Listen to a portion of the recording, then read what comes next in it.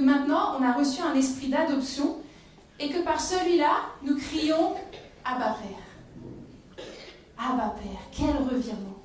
De l'esclavage, je passe à un statut de fille, de fils, de la crainte, je peux crier Abba Père.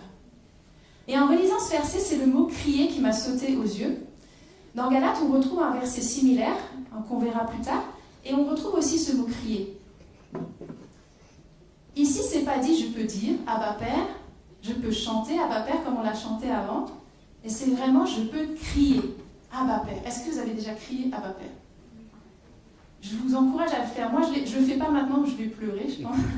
Et je vous encourage à le faire chez vous, parce que c'est une expérience, c'est différent. C'est différent. Je vous encourage vraiment à le faire, pas maintenant, mais à la maison.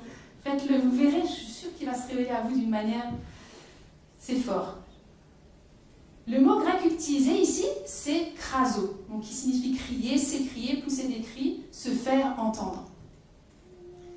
Donc ce n'est pas quelque chose de caché, mais quelque chose qui est appelé à être visible. C'est mon Père. Abba, Père. Et savez-vous, la première chose que font les bébés quand ils viennent au monde, ils crient. Ils crient. C'est le signe qu'ils arrivent à respirer. C'est signe de vie en fait. C'est signe de vie. C'est le signe que l'air rentre dans les poumons et ça fait vibrer les cordes vocales. Et c'est ça que nous vivons quand nous saisissons que Dieu est notre Père. On respire, on crie, c'est la vie qui vient en nous. C'est la vie qui vient en nous.